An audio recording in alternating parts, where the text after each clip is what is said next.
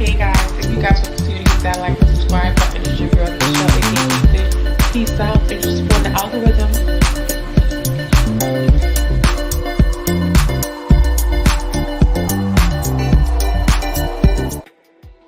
Hey guys.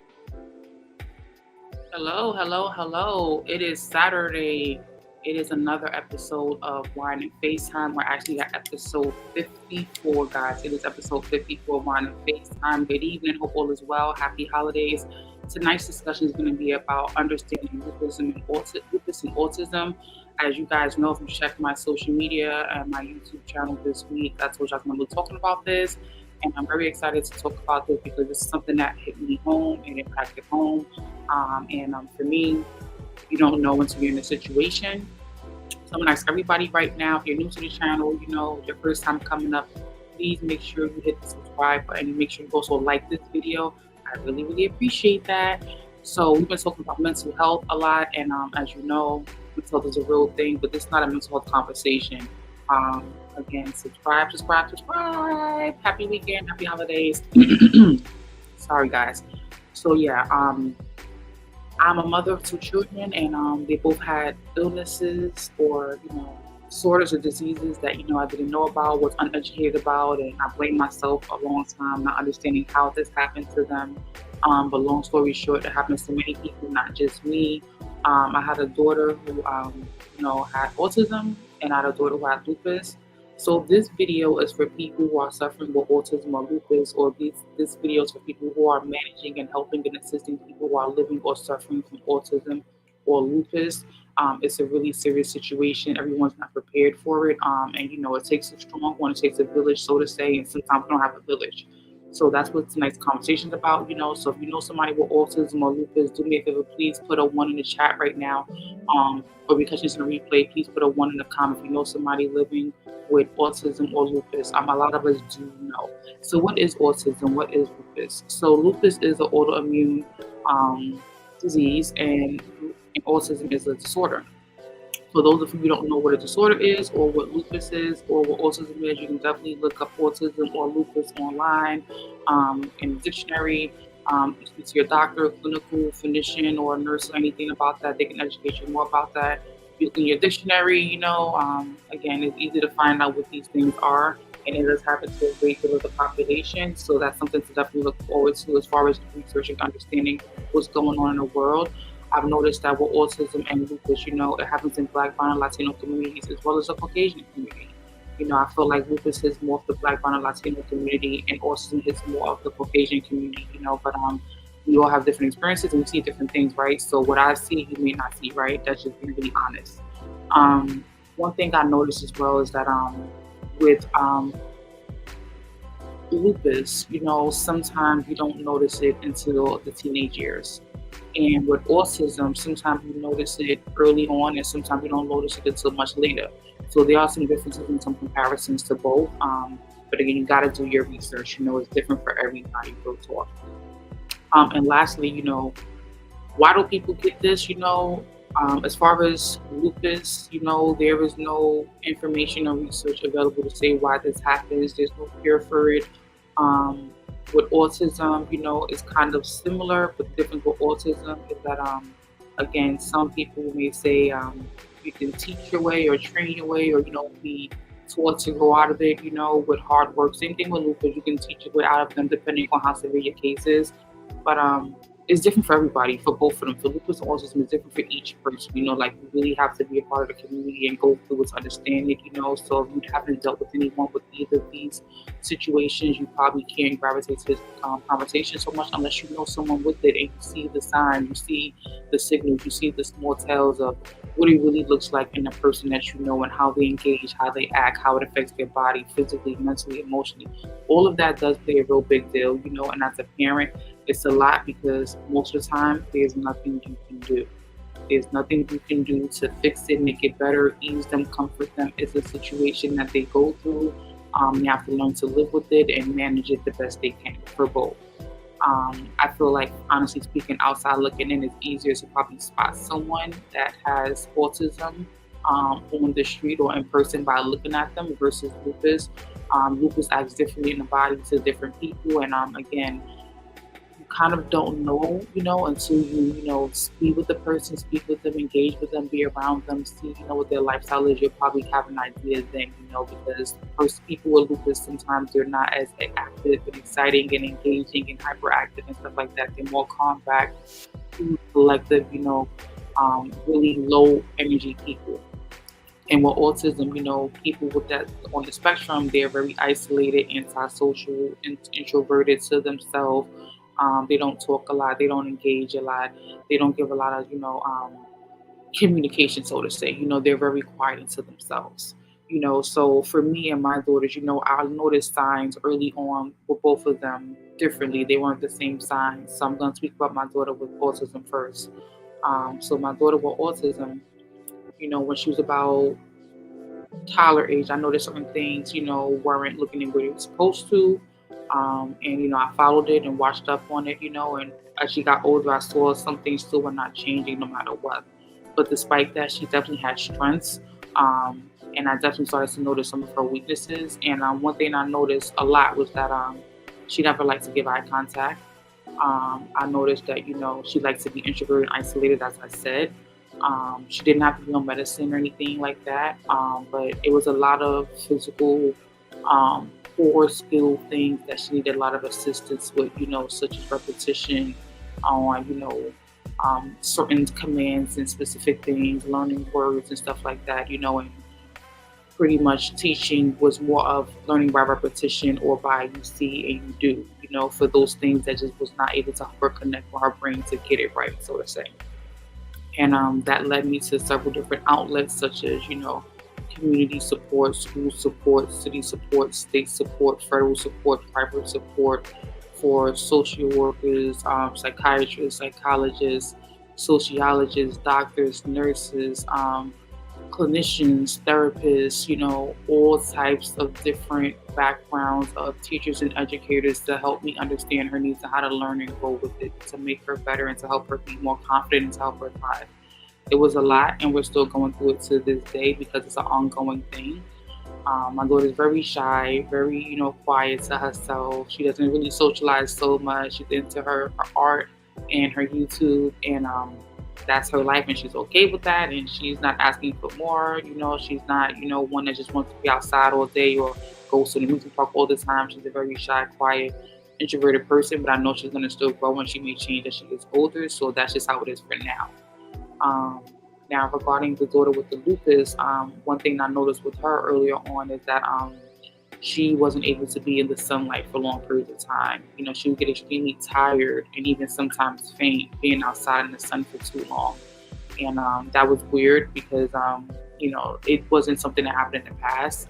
I noticed she started having a lot of body aches, bone aches, things I couldn't soothe with medicine or gels or rubs or herbs or teas or creams, nothing that could really help her, assist her in a way that make her feel better. And I learned that she ended up having to be on medication for life to keep her body managed with this disease. And they call it autoimmune deficiency disease or autoimmune deficiency disorder. But with lupus, it attacks the white blood cells. It makes the body fatigue and attack all other types of organs. And for her, she experienced a lot of body aches to the point where she needed strong pain medicine that she got, and she took, twice a day up the dosage to get her to be able to live and manage with it and not feel those body aches and pains so much. It's something that, they say a healthy lifestyle will help.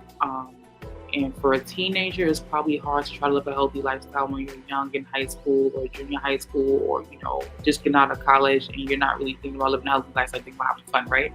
So those were some of the challenges, for me as a parent, because I didn't really know how to make sure those things wouldn't be taken care of without me around, or to make sure that, she knew it was important to do it or else the worst could happen.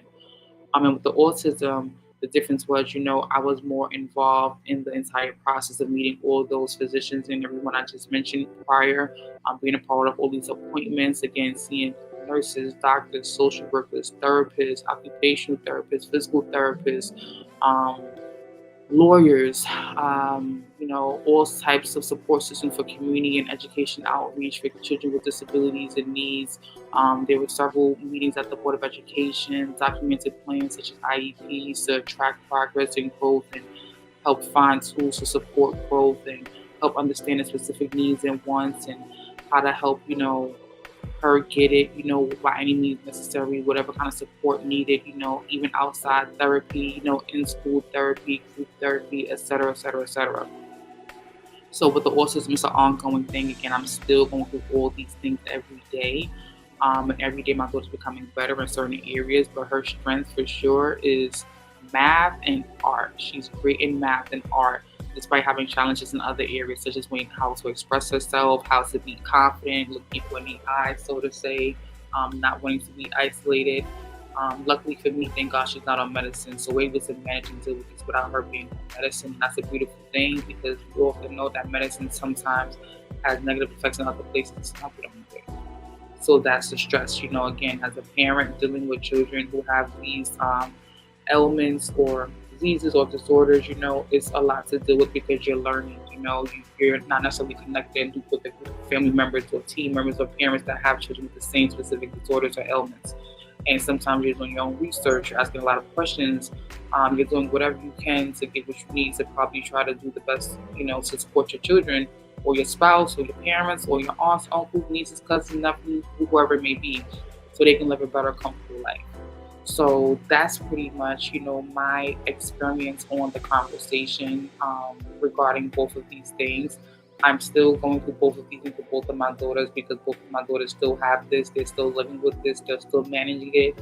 And it's tough, Sometimes you don't know what you don't know. Sometimes things happen, accidents happen, and you don't know what to do. So it's a struggle. I definitely want to recommend anybody who has a child or a relative or a loved one suffering from autism or lupus to definitely do your research. There's so many organizations, nonprofit, for-profit, community-based organizations to help people with both lupus and autism. And there's so much information about it online, despite there not being an actual pill or cure or shot to make it, go away. Many parents are suffering, it really gets to the point where households and, people probably bicker about this thing, because there's no way to make them right, fix them, make them better. It is what it is. There is no immediate solution to take away all of the symptoms, all of the red flags, all of the issues, all of the pains. There's no way to take away any of it. You have to really teach a person to learn and to grow with it. And that's been the hardest part as a parent, because as a parent, you want to get it right. You want to, have a child with no issues, 10 toes, 10 fingers, all the body organs and functions work out. And you also want to blame yourself when things don't work out the way you expect them to. And that's the struggle, to this day, I always think, why me? But, I have to ask, not why me, but, let's go, let's push, let's get past the why. It happened, we're moving on, we're not dwelling on the why. But despite that, of course, I love my children to death. They love me to death back. And it's been a lot. So it definitely makes me want to know more parents in my situation, despite the people that I know from the schools my children were in during the time they came down with these situations.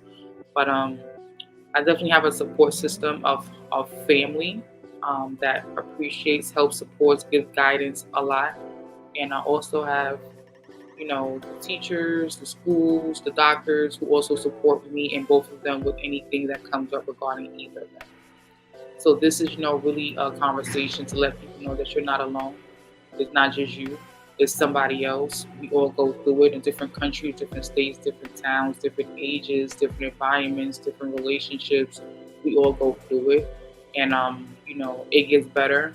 It won't be hard for long. You'll figure it out. You'll find you an algorithm or a path that makes life easier for you and yours. And it's not the end of the world. And there's still research being done all the time to make sure we can get a hold of these two diseases and disorders, or ailment, to hopefully have it be better for the future for anyone else who contains or contributes to these same ailments or illnesses or disorders, whatever you want to call it.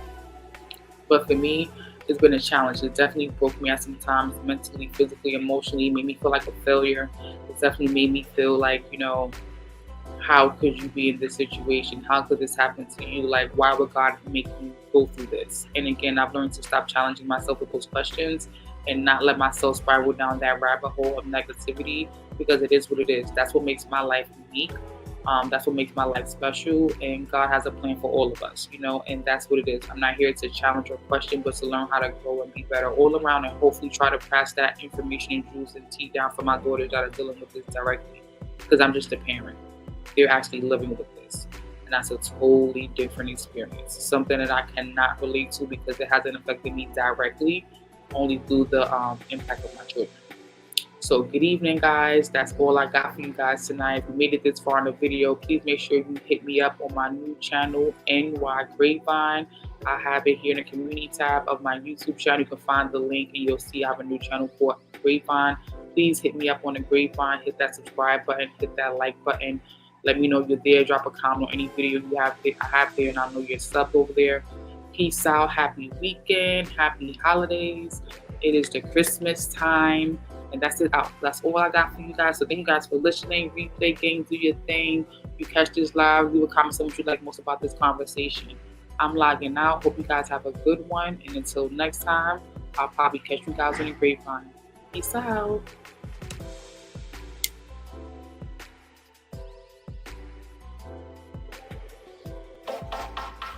Hello, how you guys doing? It's Michelle Fit Now. I'm here to give you guys a few more updates that I feel like you need to know that's very important. It's social, it's recreational, and it's athletic. Women love it, and guys love it for their women. The K-Fit Club presents the K-Fit Yoga outfits. Get your K-Fit yoga suit today. Go to kfit.club.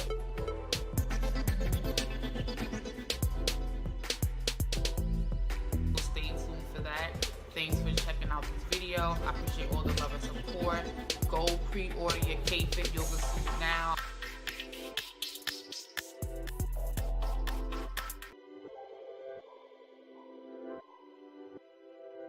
All right, that was that Christmas. So I want to just throw that video out at the end of this video, let you guys know all of my products, such as the video models you saw with the yoga suit.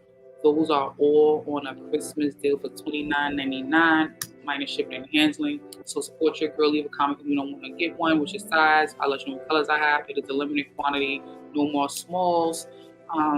Yeah, so you have to comment. Let me know what you want. So peace out. Happy holidays. And that's all, y'all. Thank you guys for coming through and hitting that like button, hitting that subscribe button, and staying for the whole time supporting the algorithm.